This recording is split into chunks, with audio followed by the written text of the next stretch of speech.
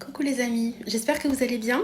Écoutez, ici ça va, on reprend la semaine doucement. Je sais pas du tout quand est-ce que je publierai la vidéo. Vous savez que moi je fais un peu comme je peux dans mon quotidien. Voilà, d'ailleurs j'ai une abonnée qui m'a demandé si je pouvais faire une vidéo sur mon quotidien avec les 3 enfants, mon organisation, etc.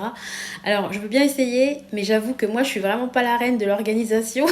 Donc je veux bien vous montrer mon quotidien, mais je suis pas sûre d'être un exemple à suivre, si vous voyez ce que je veux dire. Enfin, je fais de mon mieux, quoi.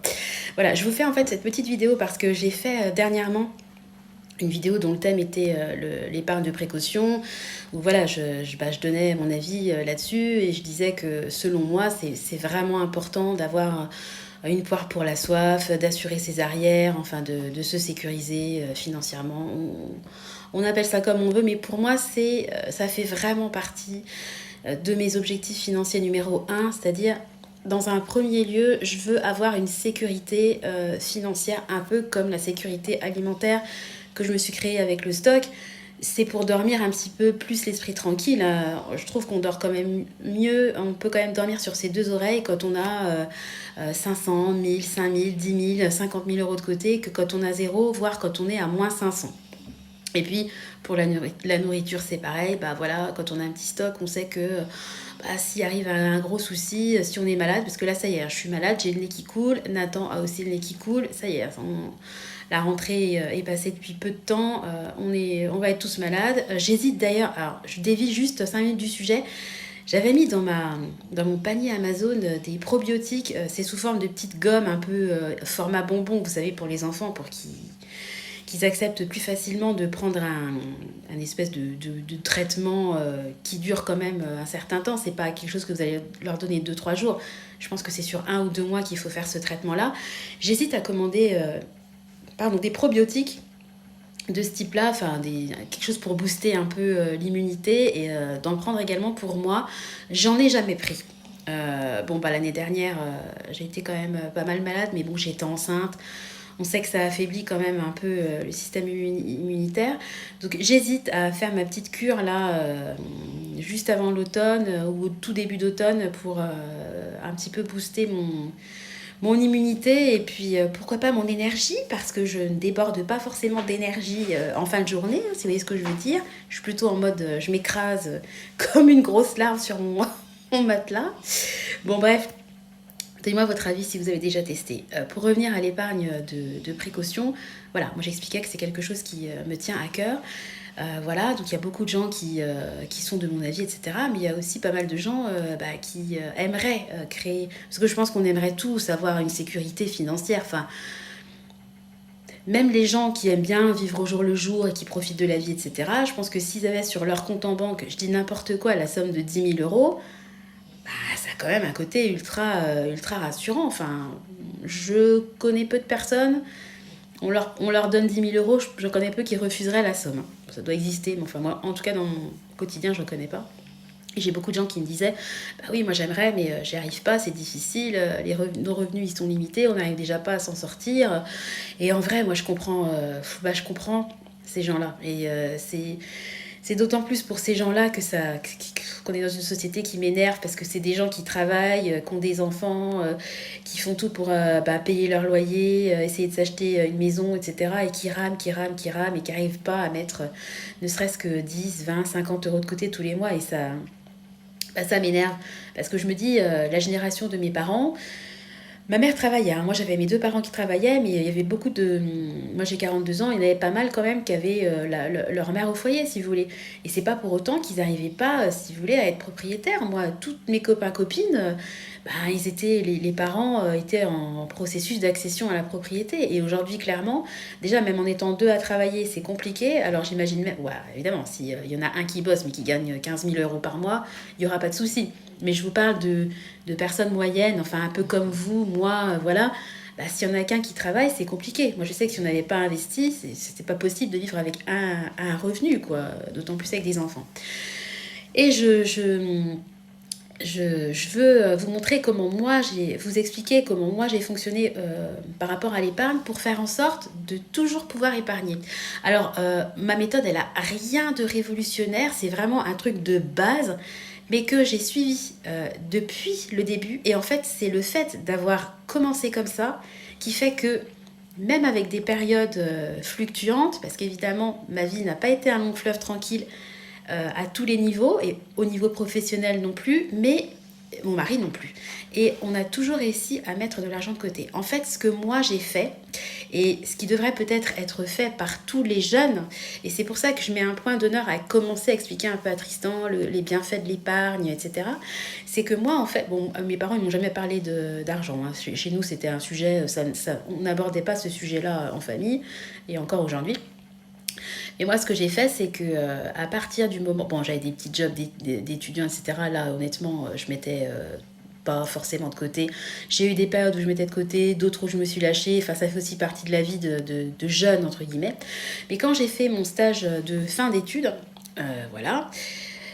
je suis partie, entre guillemets, d'un statut d'étudiante où je gagnais 0 euros. J'étais étudiante, je faisais mes études, à étudiante qui fait son stage de fin d'études. Et en stage, je devais peut-être gagner à l'époque 800 euros. Donc je suis passée de 0 à 800 euros. Alors aujourd'hui, c'est sûr, 800 euros, ça me paraît être rien du tout. Sauf qu'à l'époque, 800 euros, mais pour moi, j'étais la reine de Saba. J'étais riche, quoi. Parce que forcément, c'est comme si, je sais pas moi, vous gagnez 1500 euros et puis le lendemain, vous passez à 2300 euros. Un gap de 800 euros, c'est quand même non négligeable. Donc je me sentais ultra riche. Et en fait, ce que j'ai fait, contrairement à beaucoup de personnes de ma promo qui, c'était génial, on gagne de l'argent, on va faire un petit emprunt pour s'acheter une voiture, on va dépenser, on va aller dans les magasins un peu plus haut de gamme, entre guillemets, on va changer de Pinky, enfin feu Pinky, parce qu'apparemment c'est en train de couler. Moi, en fait, sur ces 800 euros, dès le départ, j'ai commencé à mettre 300 euros de côté. Et je me disais, Sandra, t'avais 0 avant, t'as 800 euros aujourd'hui, il n'y a pas moyen. Tu peux pas du jour au lendemain dépenser 800 et dire, j'y arrive pas, j'ai pas de thunes. Il y a un mois encore, t'avais 0 euros. Donc, j'ai mis 300 euros très facilement de côté. Et quand je dis 300 euros, c'était le minimum, parce que j'essayais souvent de mettre plus. Et puis ensuite, j'ai été gardée en CDD, j'ai fait mon stage de fin d'études, ensuite ils m'ont gardée pendant 6 mois là-bas. Donc autant vous dire que même avec un bac plus 5, je devais gagner peut-être 1100 euros net, je gagnais vraiment rien du tout, mais j'étais la plus heureuse. C'était une des plus belles périodes de ma vie parce que c'était le début du travail, un peu de l'autonomie, etc. Donc j'ai continué en fait le processus. Et même si j'ai gagné 1100 euros, ce que j'ai fait, c'est que je me suis calquée en fait sur les 800 euros que je gagnais avant. En fait, je pars, même quand on progresse, je garde toujours le salaire d'avant comme référence, si vous voulez. Donc, quand je suis passée de 800 à 1100 euros, au lieu de mettre de 300 euros de côté, les 300 euros que je gagnais de plus, je les ai mis en plus de côté. Donc, tous les mois, je mettais 600 euros de côté. Ce qui fait que je me suis retrouvée jeune assez rapidement avec une somme plutôt sympa. Alors, évidemment, j'avais pas d'enfant, j'étais en jeune couple, on louait un petit T2, on n'avait pas des besoins... mon mari, quand je l'ai rencontré, il travaillait déjà. Donc lui, il avait un salaire plutôt sympa. C'était pas extraordinaire, mais il avait un salaire tout à fait correct. Voilà. Et puis moi, je commençais dans la vie. On aurait très bien pu, au moment où moi, j'ai commencé à ramener de l'argent de manière régulière, etc., les 1100 euros que je ramenais de plus, on aurait très bien pu se dire, on se prend un T4, comme ça on pourra recevoir des gens quand ils viennent, on va changer le canapé parce qu'on avait un vieux clic-clac que mon mari avait avant de me connaître. En fait, on est toujours resté, si vous voulez... simple, je sais pas si vous voyez ce que je veux dire. On n'a pas fait en sorte que notre niveau de vie soit proportionnel aux augmentations qu'on pouvait avoir en termes de salaire. Pareil, quand mon mari touchait des primes exceptionnelles, en fait on faisait comme si, parce qu'une prime c'est aléatoire, c'est pas quelque chose qui va tomber forcément, ce qu'on faisait c'est que automatiquement on plaçait la prime de côté. Alors je dis pas qu'on a vécu comme des rats, on a voyagé, l'argent qu'on mettait de côté, on en ponctionnait aussi une partie pour voyager. On a fait des très beaux voyages, on a vraiment profité, on est parti à l'étranger, on a fait des voyages long courrier, on a vraiment profité, mais on a toujours mis de l'argent de côté. Et moi, je vous dis, là, j'étais aux 1100 euros. Après, j'ai travaillé au recrutement dans un cabinet d'audit. Donc là, mon salaire a augmenté. Et puis, mon salaire a augmenté. Mais attention, moi, j'ai jamais gagné un gros salaire. C'est-à-dire que moi, je vous parle souvent de mon expérience professionnelle. Et je vous dis qu'à un moment donné de ma vie, j'ai été cadre pendant 10 ans. Mais cadre ne veut pas dire blindé. Je vais vous donner le plus haut salaire que j'ai eu de ma vie. Je redis, j'étais cadre, je gagnais 1760 € net. Et j'avais potentiellement une prime annuelle de 1000 € brut. Donc j'avais un bac plus 5, j'avais fait des études supérieures, je travaillais dans une grande école qui formait des bacs plus 5, voilà, qui soi-disant allait avoir des super salaires, etc. Et cette école-là, comme on dit, les conseillers ne sont pas les payeurs, ne rétribuaient pas le salaire, les études qui avaient été faites par ses propres salariés. Oh, j'espère que je suis claire dans ce que je dis. Donc, tout ça pour dire que j'ai jamais gagné un salaire mirobolant, mais pour moi, entre les 800 € de départ et les 1760 à l'apogée, on va dire, pour moi, il y avait un gros écart et j'ai toujours fait en sorte de vivre avec moins que ce que j'avais. Alors, on va souvent vous dire, essayez de vivre avec moins et je trouve que c'est une bonne option. Après, cette option-là, si vous ne l'avez pas faite depuis le début, c'est très difficile après de rattraper, de prendre le train en marche parce qu'en fait, si vous adaptez votre mode de vie à vos augmentations, et ben vos charges, vous pouvez difficile. Alors, après, il faut faire un retour en arrière, c'est-à-dire qu'il faut essayer de renégocier ses forfaits, ses assurances pour baisser ses charges et essayer de pouvoir mettre de l'argent de côté. Il faut faire le chemin en arrière qui est pour moi beaucoup plus compliqué que de ne pas prendre en compte une augmentation et de continuer à vivre comme on vivait avant. Et c'est ça en fait qui a fait qu'on a pu épargner d'assez grosses sommes sans avoir de gros salaires. On a toujours vécu... il y a plein de vidéos là-dessus sur le fait de vivre en dessous de ses moyens. Mais moi, ce que je veux dire, c'est que ce qui est important quand on veut appliquer cette technique, selon moi, hein, je parle vraiment de mon expérience, c'est de le faire dès le départ. Parce qu'après, ça devient compliqué. Si aujourd'hui, je me disais, tiens, je vais faire comme si je vivais quand j'ai commencé de travailler, ça ne serait pas possible parce que mes charges, elles ont évolué. Je pourrais pas faire ça. Il faut le faire vraiment au fur et à mesure. Et mon salaire, il s'est arrêté très vite, hein, si vous voulez. Moi, j'ai jamais atteint la barre des 2000 € net. Hein. Pour moi, je ne connais pas ce chiffre sur une feuille de paye. En tout cas, sur ma feuille de paye. Et par rapport aussi, ce que je voulais dire, c'est que c'est important d'être capable de vivre en dessous de ce qu'on gagne mensuellement parce que du jour au lendemain, je vous parlais de Pinky tout à l'heure, votre boîte, elle peut mettre la clé sous la porte. Les entreprises, des fois, elles font faillite, elles déposent le bilan. Vous pouvez vous retrouver du jour au lendemain à la porte. Et du jour au lendemain, vous pouvez vous retrouver avec 25% en moins de revenus. Parce que même s'il y a un garde-fou et qu'il y a un système de chômage en France qui est là, même si franchement il est en train de péricliter, ça c'est encore un autre débat, je trouve ça vraiment abusé, parce que le chômage, les gens qui sont au chômage, alors bien sûr il y aura toujours des profiteurs comme au niveau de la sécu, etc. Il y a toujours des cassos qui vont être là pour ponctionner, le gratter et puis frauder, mais il y a beaucoup de chômeurs aussi qui aimeraient travailler, il y a beaucoup de parents qui aimeraient montrer l'exemple à leurs enfants plutôt que d'être derrière un ordinateur, de passer des entretiens quand ils arrivent en décrocher et puis de ne pas être pris. C'est un côté ultra dévalorisant de chercher du boulot, de pas être convoqué, de même pas passer la barre de l'entretien, ou quand vous passez la barre de l'entretien, d'avoir des non. Ça peut vraiment psychologiquement être compliqué. Donc faut arrêter aussi de pointer du doigt les chômeurs, quoi. Enfin, encore une fois, c'est mon avis. Mais je veux juste te dire que du jour au lendemain, on peut se retrouver dans une période de chômage qui peut durer peu de temps, comme elle peut aussi se prolonger. Et là, par contre, vous n'allez pas avoir le choix de dire « oui, moi, je ne peux pas vivre avec moi, j'arrive pas à épargner ». Là, du jour au lendemain, vous allez vous retrouver avec à minima 25% de moins de revenus et il va bien falloir que vous fassiez avec. Et c'est pour ça que j'encourage les gens à essayer vraiment de vivre avec moins, au moins le temps de vous constituer une épargne de précaution. Et cette épargne de précaution, si vraiment vous avez du mal après à vivre avec moins, elle pourra vous servir, si vous voulez, à combler en fait le décalage que vous allez avoir malheureusement entre votre salaire d'origine et puis ce que les indemnités chômage que vous allez avoir dans une période qui sera forcément plus compliquée financièrement qu'avant. Donc voilà, j'espère que je suis claire dans ce que je dis. En fait, pour moi, il faut toujours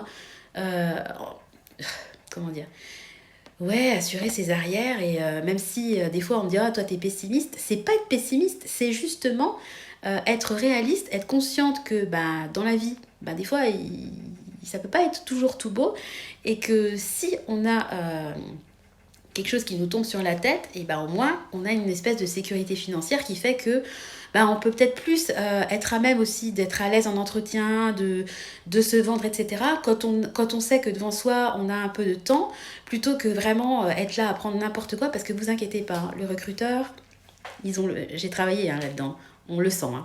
En général, on a le nez pour ça. Donc, quand on est serein, ça se sent en entretien et ça donne d'autant plus envie au recruteur de travailler avec quelqu'un qui est posé, qui est calme, qui est zen, quoi. Dit-elle alors qu'elle a un côté super sanguin, super speed et super grognon dans ses vidéos. Les conseilleurs ne sont pas les payeurs.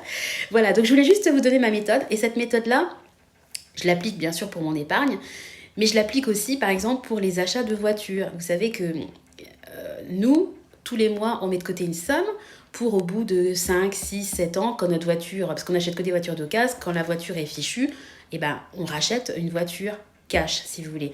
Et ce truc-là, en fait, je l'ai fait dès ma première voiture. C'est-à-dire que moi, j'ai commencé à travailler, j'ai mis de côté et j'ai acheté cash ma voiture. Alors attention, ma voiture c'était une 106 qui m'avait coûté à l'époque 1000 euros. Donc, je ne me suis pas acheté la Mini Cooper Clubman ou je sais pas quoi. Je me suis acheté une voiture qui selon moi correspondait à mon train de vie, à mes revenus si vous voulez.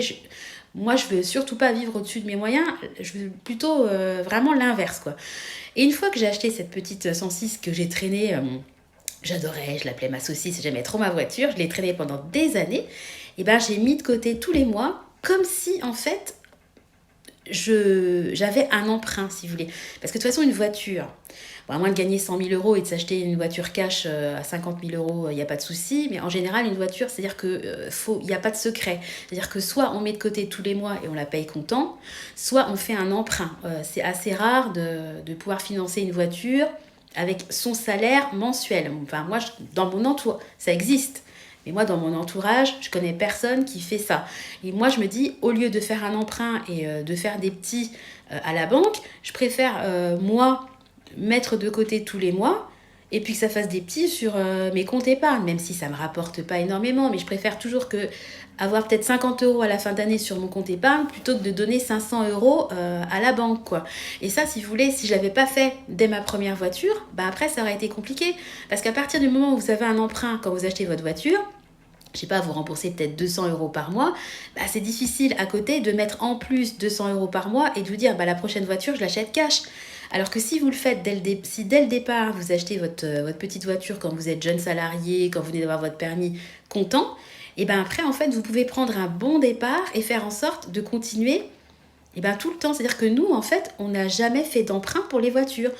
On a acheté une voiture comptant au départ et puis après, c'est comme si on se faisait un crédit à nous-mêmes. Si vous voulez, tous les mois, on se met une certaine somme de côté et ça nous permet de payer nos voitures comptant.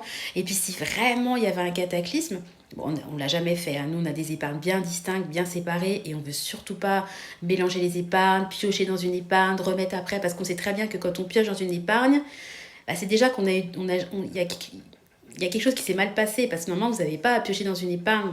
Normalement, si votre budget est bien fait, ça doit bien se passer.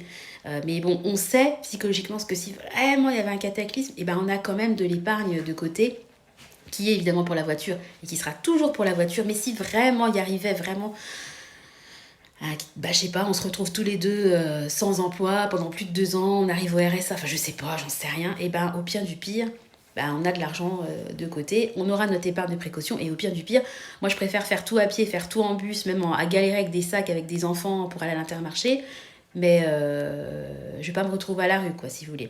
Donc voilà, donc je voulais vous expliquer un peu ma façon de fonctionner, la façon de fonctionner qui a marché pour moi, en tout cas depuis plus d'une vingtaine d'années. C'est vraiment de commencer dès le départ et c'est pour ça, comme je disais, moi, j'ai un petit regret, c'est que mes parents n'aient pas du tout parlé avec moi d'impôts, de mutuelles, de mettre de l'argent de côté, d'avoir un apport pour acheter. On n'a jamais eu ce genre de conversation, mais vraiment jamais. Hein.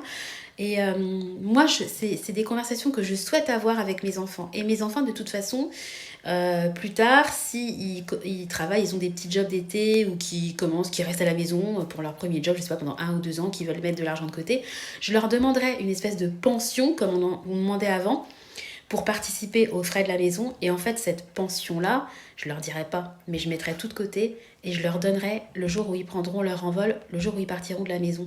Et comme ça, ils se rendront compte que en mettant 100, 200, 300 euros de côté par mois, et vous finissez par avoir un beau petit magot qui vous est bien utile et qui est beaucoup plus utile de mettre dans un apport immobilier que dans des bouteilles de champ en boîte de nuit. Enfin, je vais dans les extrêmes, j'espère que mes enfants ne seront pas des flambeurs. Ça me ferait suer que mes enfants soient des flambeurs vu comment je suis, mais des fois les enfants ils se comportent complètement à l'opposé de leurs parents, donc j'essaie de leur inculquer ça. Après j'aurai pas le nez dans leur portefeuille et ils géreront leur budget comme ils l'entendent.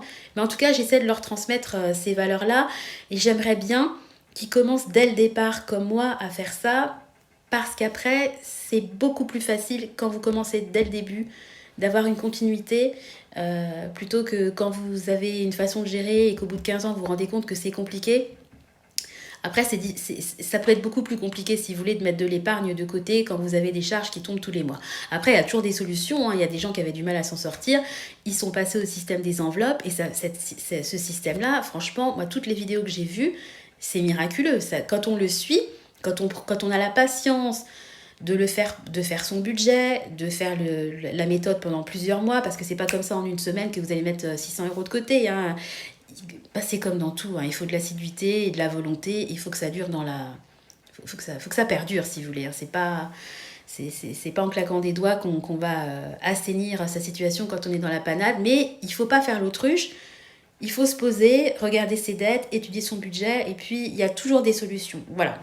Donc je vais arrêter la vidéo parce que je vais plus avoir de place dans mon téléphone. J'espère que ce que je vous ai dit a été clair. J'ai essayé de vous expliquer en une vingtaine de minutes la façon que j'ai depuis 20 ans de gérer mon épargne.